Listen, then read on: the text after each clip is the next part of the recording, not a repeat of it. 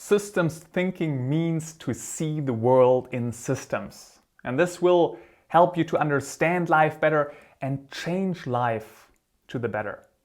And you will realize that wherever you look in life, there will be most likely some sort of system behind.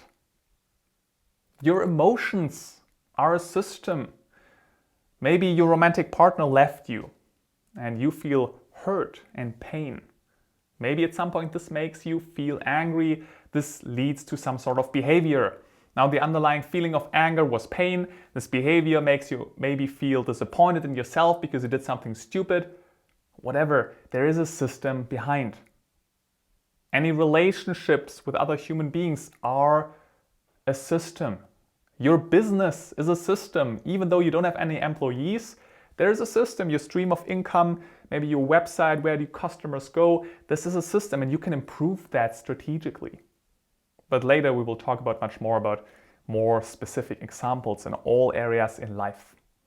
So in this video, first of all, we're going to define systems thinking.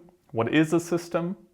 Also, we're going to talk about how do normal people, non-systems thinkers see reality, and how can you improve that, and how do people think who see life in systems. And basically we will answer this with a third point where we really go into examples, also very specific here, and go into examples in all areas in life. And lastly, I will even share a personal example which helped me to understand a part in my life much better, and by taking the systematic approach actually improving and changing my life.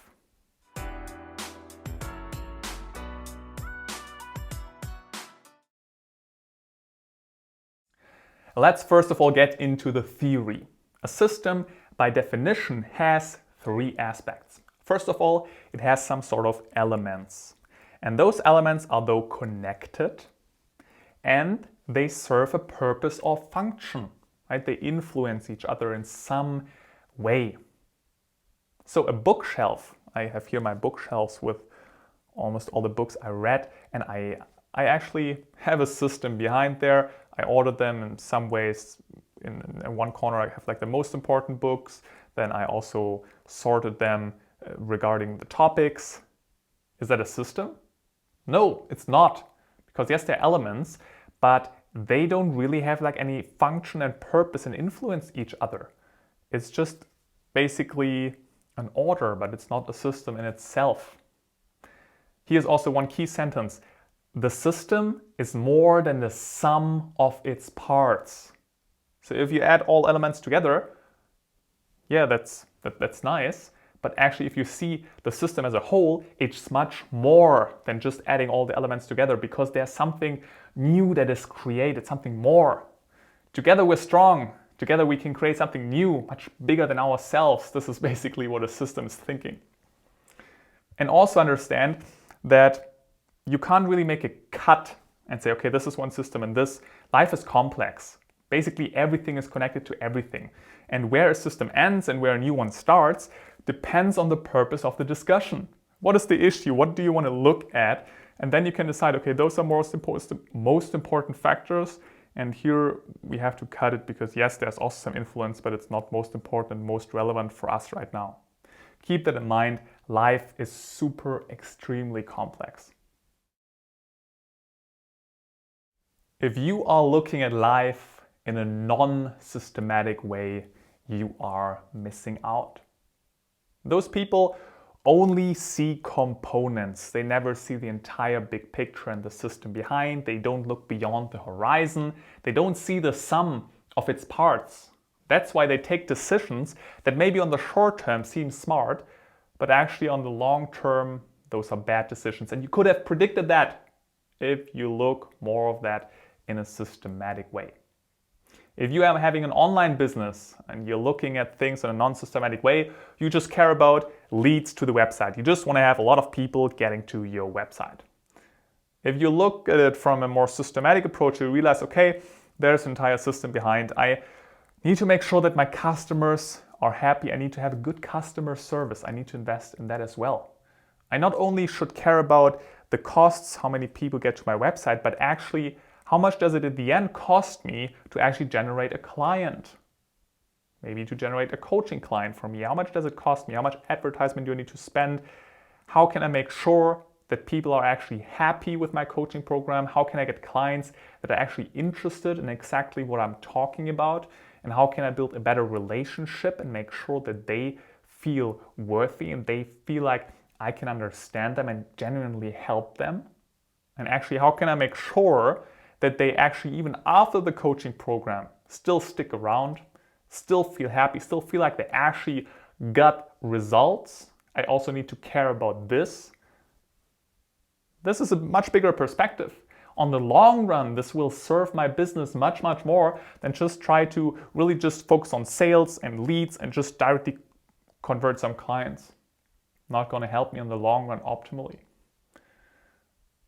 Also, people who don't look at things and systems, they are linear thinkers. If I spend 2,000, I get 4 clients. If I spend 4,000, then I get 8 clients. And it always will be like that.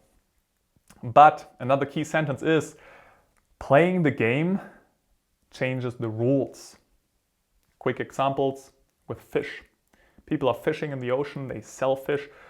At some point, there's fewer fish, which makes the fish itself more expensive, which leads to more people actually starting this business and fishing more because it's more profitable.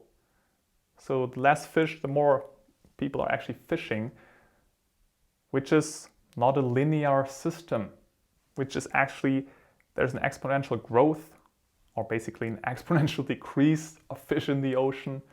And yes, maybe there are some taxes, which are some possible regulations, but maybe those taxes are not really helping.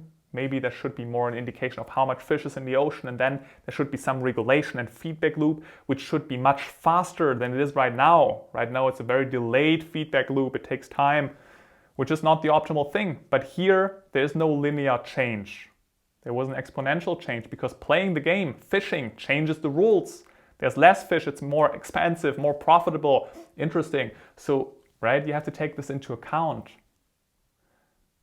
Very important.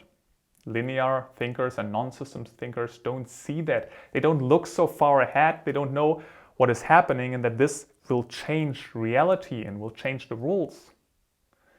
And the first point is to actually admit that you don't know. Simple-minded people, for them, everything is clear. Oh, you thought about this for hours? I know the results. Let's just go this way. It's gonna be great. See that life is complex. Don't be so dogmatic. And if you actually gain this attitude and take a step back and first of all look at things a little bit, ask some other people, try to contemplate, and then make a decision, this will already help you much better to see life in systems. All right, let's actually look into some examples. With some examples, we go a little bit more in depth, with some a little bit less. And let's start with a very physical one, which is your body, which is full of systems. There's the digestive system, the immune system, there is the lymph system, they're all sort of systems. And within those systems are systems. For example, your organs, your liver is a system.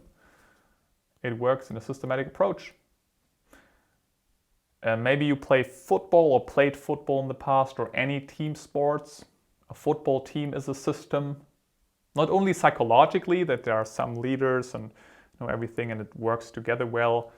And obviously then there are some struggles if like two people want to be the leaders. There's some struggle here because there's some systematic problem here. But even very functionally, when we go into American football, there is a quarterback, there's the running back who needs to be fast and quick, and then it works as a system, and only together you are the strongest. The strongest team is not the one with the single best player, but that works best together as a system, because again, the system is more than the sum of its parts. This is when it really can function the best way. Any community, by the way, every single community is some sort of system. Great leaders make sure that they're not the best person in the game, but that they actually enable other people to function optimally and get support and work optimally in the system. This is the best way.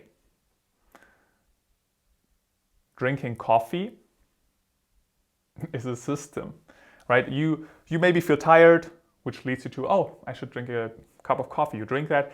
Maybe you drink a second cup. Then the feedback loop is coming in. You realize, oh, I'm a bit shaky and I'm super alert.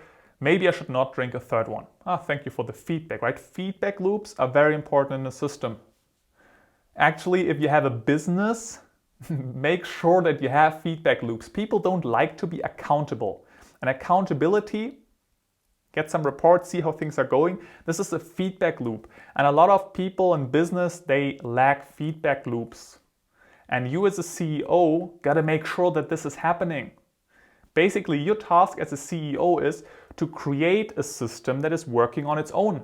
And you're not working for the system, but you rather build the system around that is self-sustaining and self-organized. And make sure that there are a lot of feedback loops in there. It can be emotionally difficult to look at that and be like, okay, what is going wrong here? What is going right here? But feedback loops are very, very key. Make people accountable. Only this is then also how a system can work. Also, in some systems, there are some reinforcing feedback loops. This is basically what we saw in the fishing example. The more fish there's fish, the less fish there is, which leads to more people fishing because it's more profitable. This is then a feedback loop is coming in, and this is then reinforcing the entire thing. It's the same with the coronavirus. Some people get the flu or the corona, which leads to more people getting the flu or the corona, right? Because the more people are there, the more people can get infected. But it's not an exponential growth because every system has a limit, because there are some physical limitations, right? Yes, there were some reactions from governments and everything that ensured that it's not growing exponentially so fast. But generally, it would not happen anyway because we only have 8 billion people on the planet Earth. So at some point, the growth would flatten anyway. Question is just when. But that's never exponential growth forever. It's the same in the economy. It's not happening that there's exponential growth all the time. It's a limited system. There needs to be a recession and depression at some point. Know that. Expect that. Again, playing the game changes the rules. This is this thing, right? Because the more people than there are, the more people are already infected, which means there can't be an exponential growth. Understand that. Every organization, every country, every government, every business is a system. And you might ask yourself, why do systems work? They seem like they work in a self-sustainable way. Why is this happening? Well, there are actually three factors important for that. First of all, a system is resilient. Also often because of those feedback loops, right? Because if anything is happening, it's unstable, there are some feedback loops. The system reacts in a certain way and makes sure that the homeostasis of the system is staying the same way. And you want to make sure that a system is resilient, otherwise it breaks apart. It's also self-organized, so you don't always need to add something to the system that it works. It's working on its own. This is your job also as a CEO. And also some systems have hierarchies, basically all of the systems, most of the systems. And they basically just ensure and serve the lower hierarchies, that things are working, right? This is basically the concept of a holon. There's one huge system, your entire body, then there's a subsystem, a subholon, which is your immune system or your digestive system. And then there are some organs in there, which are systems in its systems, right? There are always systems and systems and systems, so there are some hierarchies. Though the higher hierarchy is always serving the lower ones. It's not about being higher and better, it's more about really serving. The higher you are, you serve the lower hierarchies. This is the mindset you have to get. Some people in organizations don't have this mindset. They more want to suppress the lower people, but this is also then when a system is not working optimally. Another important point is that every system always has limitations. And if you want to build a system from scratch, there are often physical structures needed. And the best way to actually build the best system is to initially just be aware about this, plan the growth, and build the right physical structures that are needed. Again, this is also, for example, related to a company, to a business. This is the most limitation in the system is really physical structures. They are not able to put more people into one country, or it's just not able to produce more of the material, the product, because the company is not big enough. This is then when limitations kick in. Make sure that you have as few limitations as possible if you want to grow as much as possible. Also, I refer again to Abraham Maslow, a psychologist who also came up with the pyramid of needs. He actually also talked about management, and he said the better a system basically is working, the more synergy there is, the more it affects each other. I mean, just imagine a company that people get along with each other. What are they going to do? They communicate more, which leads to the system working better. If people don't like each other, they're not communicating anymore. There's not so much influence on each other between those elements, which makes the system not work as well. So you want to make sure that there's a lot of communication. You achieve this by creating a high synergy. Very, very important. Communication and people then is always very important in relationships, romantic relationships, friendships, groups in a football team. Make sure that people communicate. There's a great synergy. Very important to build a very good system. Let's look at a bigger picture. Drug addiction in society is a systematic problem. Depression in society is a systematic problem. Overweight is a systematic problem. Nobody intends to create an overweight or a depressed society. And there are multiple reasons why this is happening. For example, for depression, people feel lonely. People maybe follow junk values. Why do they follow junk values? Oh, there's another bunch of reasons behind that. Because of social media and whatever they see there, how they get socially conditioned, what's important in life, getting rich or whatever, following that are junk values, not making you happy. The society, how it is structured. This is in this individualistic society, you feel more lonely. Having a lack of purpose, not feeling like you have autonomy in your job, not connecting to nature. Dozens of other reasons which make you feel depressed. And if this adds up, then depression kicks in. Nobody created a system where people get depressed, but it just happens. It just happened over time. And again, playing the game changes the rules and stuff happens. And you need to look at it in a systematic approach and change the right point of, obviously, you don't have influence on everything. Be aware about this, but make sure, okay, what are the most important factors? What do we have most power over? What could we change? It's a systematic problem. If you think those topics are easy to solve, you're probably not a systematic thinker, and you're probably not seeing reality as it is. The solar system is also a very straightforward system. It is connected, it is working. Also, there are systems and systems and systems, right? And there's the Earth, the ecosystem, the entire solar system. There are different systems and systems. Also, how the planets are connected with the gravity. And this is all a system. Yeah. I think those gave you plenty of examples. Lastly, I would like to give you a personal example. I actually just call this person randomly Hannah. And Hannah is a person who always likes to worry, who likes to tell people what could go wrong. And this is basically what she always told me. I personally got annoyed by this. So I tried to push her away and be like, hey, reacting in an annoying way. Which her, though, made her to talk about those topics even more, because like, hey, like, listen to me, this is important. You could do this and this, watch out here and there. Which was, again, annoying me even more. So there was this reinforcing feedback loop of having a bad relationship, basically.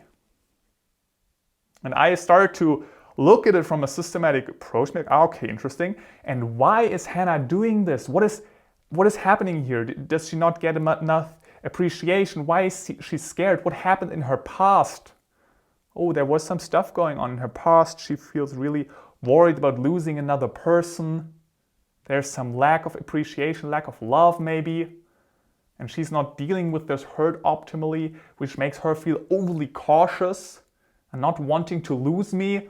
And this is why she becomes so anxious, but I'm just getting annoyed. And she's basically reaching the opposite by basically putting something between us. It rips us apart because I'm getting more annoyed. She's more worrying. And this was this endless loop. And then I understood, oh, if she's missing something, she feels insecure. She feels afraid that something happens to me. Maybe I should give her more acknowledgement and not push her away, but more appreciate that and be like, hey, I know you're caring about me. I know this happened to you in the past. Somebody got hurt, somebody even died. I'm sorry about this. I appreciate you worrying about me. I will take care.